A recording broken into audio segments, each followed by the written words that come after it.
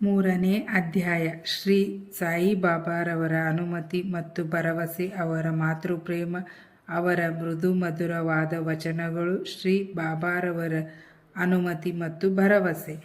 ಈ ಹಿಂದಿನ ಅಧ್ಯಾಯದಲ್ಲಿ ತಿಳಿಸಿದಂತೆ ಶ್ರೀ ಬಾಬಾರವರು ಸಚ್ಚರಿತೆ ಬರೆಯಲು ಪೂರ್ಣ ಅನುಮತಿ ನೀಡಿದರಷ್ಟೇ. ನಂತರ ಅವರು ಮುಂದುವರೆದು, ನೀನು ಸಚ್ಚರಿತೆ ಬರೆಯುವ ವಿಚಾರದಲ್ಲಿ ನನ್ನ ಸಂಪೂರ್ಣ ಸಮ್ಮತಿ ಇದೆ. ನೀನು ನಿನ್ನ ಕೆಲಸವನ್ನು ಮಾಡು. ನನ್ನ ವಚನದಲ್ಲಿ ನಂಬಿಕೆ ಇಟ್ಟು ಸ್ಥಿರಚಿತ್ತನಾಗು. ನನ್ನ ಲೀಲೆಗಳನ್ನು ಬರೆದರೆ ಅವಿದ್ಯೆಯು ನಾಶವಾಗುವುದು. ಅವುಗಳನ್ನು ಶ್ರದ್ಧೆ ಭಕ್ತಿಯಿಂದ ಶ್ರವಣ ಮಾಡಿದರೆ ಭಕ್ತಿ ಮತ್ತು ಪ್ರೀತಿಯ ಅಲೆಗಳು ಮೇಲಕ್ಕೇಳುವವು. ಯಾರು ಇದರ ಒಳಹೊಕ್ಕು ಪರೀಕ್ಷಿಸುತ್ತಾರೆಯೋ ಅವರಿಗೆ ಜ್ಞಾನವೆಂಬ ಅನಗ್ರರತ್ನ ಲಭಿಸುವುದು ಎಂದರು. ಇದನ್ನು ಕೇಳಿದ ತಕ್ಷಣವೇ ನನಗೆ ಧೈರ್ಯ ಬಂದು ಈ ಕಾರ್ಯವನ್ನು ಯಶಸ್ವಿಯಾಗಿ ಪೂರೈಸುತ್ತೇನೆಂದ ದೃಢವಾದ ನಂಬಿಕೆ ಹುಟ್ಟಿತು.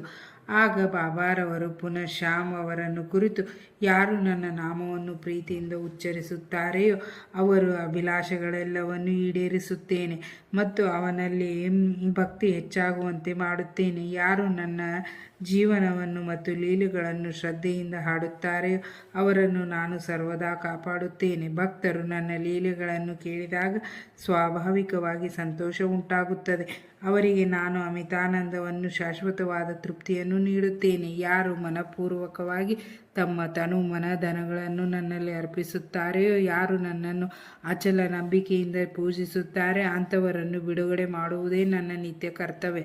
ಯಾರು ನನ್ನನ್ನು ಸದಾ ಆರಾಧಿಸುತ್ತಾರೆಯೋ ಅಂಥವರ ಮನಸ್ಸು ಪ್ರಾಪಂಚಿಕ ಸುಖಗಳ ಕಡೆಗೆ ಹೋಗಲು ಇಚ್ಛಿಸುವುದಿಲ್ಲ. ನಾನು ಅವರನ್ನು ಮೃತ್ಯುವಿನ ದವಡೆಯಿಂದ ಪಾರು ಮಾಡುತ್ತೇನೆ.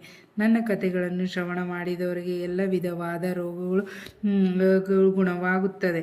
ಆದುದರಿಂದ ನನ್ನ ಕಥೆಗಳನ್ನು ಶಾಂತರಾಗಿ ಮರ್ಯಾದೆಯಿಂದ ಶ್ರವಣ ಮಾಡಿರಿ. ಅವುಗಳನ್ನೇ ಕುರಿತು ಚಿಂತಿಸಿರಿ, ಜ್ಞಾನ ಮಾಡಿರಿ ಮತ್ತು ಅವುಗಳನ್ನು ಸಂಗ್ರಹಿಸಿರಿ. ನಿಮ್ಮ ಶಾಶ್ವತ ತೃಪ್ತಿಗೆ ಇದೊಂದೇ ಮಾರ್ಗ. ನನ್ನ ಭಕ್ತರ ಗರ್ವ ಮತ್ತು ಅಹಂಕಾರ ನಾಶವಾಗುತ್ತವೆ. ಶ್ರವಣ ಮಾಡುವವರ ಮನಸ್ಸು ನೆಮ್ಮದಿಯಾಗಿರುತ್ತದೆ. ಮನಪೂರ್ವಕವಾಗಿ ಮತ್ತು ಸಂಪೂರ್ಣ ನಂಬಿಕೆಯಿಂದಿರುವವರು ಶ್ರೇಷ್ಠ ಭಾವದೊಡನೆ ನನ್ನಲ್ಲಿ ಐಕ್ಯರಾಗುತ್ತಾರೆ. ಕೇವಲ ಸಾಯಿ ಸಾಯಿ ಎಂದು ನನ್ನನ್ನು ಸ್ಮರಿಸುವುದರಿಂದಲೇ ಅವರ ಪಾಪಗಳೆಲ್ಲವೂ ನಾಶವಾಗುವವು. ಭಕ್ತರಿಗೆ ಅನೇಕ ಕೆಲಸಗಳನ್ನು ವಹಿಸುವುದು. ಭಗವಂತನು ಭಕ್ತರಿಗೆ ಅವರವರ ಯೋಗ್ಯತೆಗಳಿಗೆ ತಕ್ಕಂತೆ ಅನೇಕ ತರಹದ ಕೆಲಸಗಳನ್ನು ವಹಿಸಿರುತ್ತಾನೆ.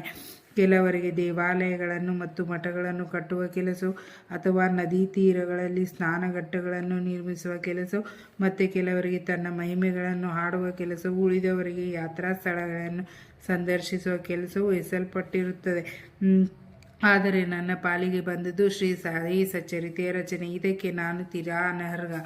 ಬಾಬಾರವರ ನೈಜ ಜೀವನವನ್ನು ಯಾರಿಂದಲೂ ವಿವರಿಸಲು ಸಾಧ್ಯ. ಅವರ ಅನುಗ್ರಹ ಬಲವೊಂದೇ ಈ ಕೆಲಸವನ್ನು ಯಶಸ್ವಿಯಾಗಿ ಮುಗಿಸಲು ಸಹಾಯಕವಾಗುವ ಸಾಧನ. ಆದುದರಿಂದ ನಾನು ನನ್ನ ಲೇಖನಿಯನ್ನು ಕೈಗೆ ತೆಗೆದುಕೊಂಡು ಮರುಕ್ಷಣದಲ್ಲಿಯೇ ಶ್ರೀ ಬಾಬಾರವರು ನನ್ನ ಅಹಂಭಾವವನ್ನು ನಿರ್ಮೂಲ ಮಾಡಿ ತಾವೇ ತಮ್ಮ ಕಥೆಗಳನ್ನು ರಚಿಸಲಾರಂಭಿಸಿದರು. ಈ ಕೆಲಸಕ್ಕೆ ದೊರೆಯಬೇಕಾದ ಸನ್ಮಾನ ಅವರಿಗೆ, ನನಗಲ್ಲ. ನಾನು ಜನ್ಮತಃ ಬ್ರಾಹ್ಮಣನಾಗಿದ್ದರೂ ಸಹ ಸ್ಮೃತಿ ಮತ್ತು ಸ್ಮೃತಿ ಎಂಬೆರಡು ದೃಷ್ಟಿಗಳಿರಲಿಲ್ಲ. ಆದುದರಿಂದ ಬಾಬಾರವರ ಸಚ್ಚರಿತೆ ರಚಿಸಲು ಅಶಕ್ಯನೆಂದು ಭಾವಿಸಿದೆ. ದೇವರ ಅನುಗ್ರಹದಿಂದ ಮೂಕನು ಮಾತನಾಡುವಂತಾಗಬಹುದು, ಕುಂಟನು ಪರ್ವತ ದಾಟಲು ಶಕ್ಯನಾಗಬಹುದು. ಈ ತನ್ನ ಇಚ್ಛಾ ಸ್ಮರಣೆಯಂತೆ ಕೆಲಸ ಮಾಡಿಸಿಕೊಳ್ಳುವ ಶಕ್ತಿ ಆ ಪರಮಾತ್ಮನಿಗಲ್ಲದೆ ಬೇರಾರಿಗೂ ಇಲ್ಲ. ಕೊಳಲಿಗಾಗಲಿ ಹಾರ್ಮೋನಿಯಂಗಾಗಲಿ ಶಬ್ದ ಹೇಗೆ ಉತ್ಪತ್ತಿಯಾಗುತ್ತದೆ ಎಂಬುದು ಗೊತ್ತಿರುವುದಿಲ್ಲ. ಅದನ್ನು ನುಡಿಸುವವನು ಮಾತ್ರ ಇದನ್ನು ಬಲ್ಲ. ಚಂದ್ರಕಾಂತಮಣಿ ಪ್ರಕಾಶಿಸುವುದು, ಸಮುದ್ರ ಉಕ್ಕುವುದು ತಮ್ಮ ಸ್ವಂತ ಶಕ್ತಿಯಿಂದಲ್ಲ, ಚಂದ್ರನ ಉದಯದಿಂದ ಮಾತ್ರ. ಬಾಬಾರವರ ಜ್ಞಾನಜ್ಯೋತಿ ನಾವಿಕರಿಗೆ ದಾರಿ ಸುಗಮವಾಗಲೆಂದೇ ಸಮುದ್ರದ ಅನೇಕ ಕಡೆಗಳಲ್ಲಿ ದೀಪಗೃಹಗಳನ್ನು ನಿರ್ಮಿಸುತ್ತಾರೆ. ಅಂತೆಯೇ ಈ ಭವಸಾಗರದಲ್ಲಿ ಸಂಚಾರವು ಸುಗಮವಾಗಲು ಸಾಯಿಬಾಬಾರವರ ಕಥೆಗಳು ನಮಗೆ ನಾವಿಕ ದೀಪಗೃಹಗಳ ಹಾಗೆ ಸಹಾಯಕವಾಗುತ್ತವೆ. ಸಂತರ ಚರಿತ್ರೆಗಳನ್ನು ನಾವು ಕಿವಿಯಾರೆ ಕೇಳಿದಾಗ ಅವು ನಮ್ಮ ಹೃದಯದ ಒಳಕ್ಕೂ ನಾನು ನನ್ನದು ಎಂಬ ಅಹಂಭಾವವನ್ನು ಹೊರದೂಡುತ್ತವೆ. ಅವು ಹೃದಯದಲ್ಲಿ ಶೇಖರವಾದಾಗ ನಮ್ಮ ಮನಸ್ಸಿನಲ್ಲಿಯ ಸಂಶಯಗಳೆಲ್ಲವೂ ಹಾರಿ ಹೋಗುತ್ತವೆ. ಗರ್ವವು ಅಡಗುತ್ತದೆ, ಜ್ಞಾನ ಉಕ್ಕುತ್ತದೆ, ಕೃತಯುಗದಲ್ಲಿ ಶಮನ ದಮನವು, ತ್ರೇತಾಯುಗದಲ್ಲಿ ತ್ಯಾಗವು, ದ್ವಾಪರದಲ್ಲಿ ದೇವರ ಪೂಜೆಯು ಜ್ಞಾನ ಮಾರ್ಗದ ಸಾಧನಗಳಾಗಿದ್ದವು. ಕಲಿಯುಗದಲ್ಲಿ ಜ್ಞಾನ ಮಾರ್ಗದ ಸಾಧನೆ ಯಾವುದೆಂದರೆ ಪರಮಾತ್ಮನ ನಾಮವನ್ನು ಮತ್ತು ಮಹಿಮೆಯನ್ನು ಭಕ್ತಿ ಮತ್ತು ಶ್ರದ್ಧೆ ಆಸಕ್ತಿಗಳಿಂದ ಹಾಡುವುದೊಂದೇ. ಈ ಕೊನೆಯ ಸಾಧನವು ಚತುರ್ವರ್ಣದವರಿಂದಲೂ ಅಭ್ಯಾಸ ಮಾಡಲು ಸಾಧ್ಯವಾಗದಿದ್ದಾಗಿದೆ. ಇಂತಹ ಸಾಧನಗಳಾದ ಯೋಗ, ಯಾಗ, ಜ್ಞಾನ ಮತ್ತು ಧಾರಣ ಇವುಗಳ ಅಭ್ಯಾಸ ಬಹು ಕಷ್ಟತರವಾದದ್ದು. ಆ ಪರಮಾತ್ಮನ ಲೀಲೆಗಳನ್ನು ಹಾಡುವುದು ಎಷ್ಟು ಸುಲಭ ಸಾಧ್ಯ. ಈ ಲೀಲೆಗಳನ್ನು ಹಾಡುವುದರಿಂದಲೂ ಮತ್ತು ಶ್ರವಣ ಮಾಡುವುದರಿಂದಲೂ ನಾವು ಸ್ವಾನುಭವವನ್ನು ಸುಲಭವಾಗಿ ಹೊಂದಬಹುದು. ಈ ಒಂದು ಗುರಿಧೇಯ ಸಾಧನೆಗಾಗಿಯೇ ತಮ್ಮ ಕಥೆಗಳನ್ನು ಸಚ್ಚರಿತೆಯನ್ನು ಬರೆಯಲು ಬಾಬಾ ನನಗೆ ನೆರವು ನೀಡಿದರು. ಈಗ ಭಕ್ತರು ಅವರ ಕಥೆಗಳನ್ನು ಪಠಿಸಲು ಸುಲಭವಾಗಿದೆ, ಶ್ರವಣ ಮಾಡಲು ಸಹ ಸುಲಭವಾಗಿದೆ. ಹೀಗೆ ಪಠಣ ಅಥವಾ ಶ್ರವಣ ಮಾಡುವಾಗ ಏಕೈಕ ಚಿತ್ತದಿಂದ ಬಾಬಾರವರನ್ನು ಧ್ಯಾನಿಸಿ ಅವರ ರೂಪವನ್ನು ಮನಸ್ಸಿನಲ್ಲೇ ರೂಪಿಸಿಕೊಳ್ಳಿರಿ. ಆಗ ಗುರು ಮತ್ತು ದೇವರಲ್ಲಿ ಭಕ್ತಿ ಉಂಟಾಗುತ್ತದೆ. ಆಲಿಪ್ತತೆ ಉಂಟಾಗಿ ಭಕ್ತರು ಸ್ವಾನುಭಾವವನ್ನು ಹೊಂದಬಹುದು. ಸಾಯಿಬಾಬಾರವರ ಮಾತೃವಾತ್ಸಲ್ಯ. ಗೋವಿಗೆ ತನ್ನ ಕರುವಿನ ಮೇಲೆ ಎಷ್ಟು ಮಮತೆ ಇರುತ್ತದೆ ಎಂಬುದು ಎಲ್ಲರಿಗೂ ವೇದ್ಯವಾದ ವಿಷಯ. ಅದರ ಕೆಚ್ಚಲು ಹಾಲಿನಿಂದ ತುಂಬಿರುವಾಗ ಕರು ತನ್ನ ತಲೆಯನ್ನು ಕೆಚ್ಚಲನ್ನು ಒತ್ತಿ ಮೊಲೆಗಳಿಗೆ ಬಾಯಿ ಇಟ್ಟಾಗ ಹಾಲು ಹೇಗೆ ಧಾರಾಕಾರವಾಗಿ ತನ್ನಷ್ಟಕ್ಕೆ ತಾನೇ ಬರುತ್ತದೆ, ಅದೇ ರೀತಿ ಕಂದನಿಗೆ ಹಾಲು ಬೇಕಾದಾಗ ಮಾತೆಯಾದವಳು ಎಷ್ಟು ಪ್ರೀತಿ ಮತ್ತು ಆದರಗಳಿಂದ ಅದಕ್ಕೆ ಹಾಲು ನೀಡುತ್ತಾಳೆ. ಮಗುವಿನ ಉಡುಗೆ ತೊಡುಗೆಗಳಲ್ಲಿ ಅವಳಿಗೆ ಎಷ್ಟು ಆನಂದ. ಆದರೆ ಮಗುವಿಗೆ ಮಾತ್ರ ಅವುಗಳ ಕಡೆಗೆ ಗಮನವಿರುವುದಿಲ್ಲ. ಆದರೆ ಅವಳು ತನ್ನ ಮಗುವನ್ನು ಅಲಂಕಾರವಾಗಿ ಶೃಂಗರಿಸಿ ಕಣ್ತುಂಬ ನೋಡುವಳಲ್ಲವೇ, ಆಗ ಅವಳ ಆನಂದಕ್ಕೆ ಪಾರವಿರುತ್ತದೆ. ಮಾತೃ ಪ್ರೇಮವೆಂಬುದು ಅಗಾಧ ವಿವರಣಾತೀತ. ಅದಕ್ಕೆ ಸರಿಸಮವಾದ ಪ್ರೀತಿ ಬೇರೊಂದಿಲ್ಲ. ಹಾಗೆಯೇ ಸದ್ಗುರುಗಳು ತಮ್ಮ ಶಿಷ್ಯವೃಂದಕ್ಕೆ ಅದೇ ತರಹದ ವಾತ್ಸಲ್ಯವನ್ನು ತೋರುತ್ತಾರೆ. ಶ್ರೀ ಸಾಯಿ ಅವರಲ್ಲಿಯೂ ಇದೇ ತರಹದ ವಾತ್ಸಲ್ಯವಿತ್ತು. ಉದಾಹರಣೆಗಾಗಿ ನಾನು 1916ರಲ್ಲಿ ಸರ್ಕಾರಿ ಕೆಲಸದಿಂದ ನಿವೃತ್ತನಾದೆ. ನನಗೆ ಬರುತ್ತಿದ್ದ ವಿರಾಮ ವೇತನದಿಂದ ಸಂಸಾರ ನಿರ್ವಹಣೆ ಕಷ್ಟವಾಗಿತ್ತು. ಅಂದು ಗುರು ಪೂರ್ಣಿಮೆ, ಆಷಾಢದ 15ನೇ ದಿನ. ನಾನು ಭಕ್ತರೊಂದಿಗೆ ಶಿರಡಿಗೆ ಪ್ರಯಾಣ ಬೆಳೆಸಿದೆ.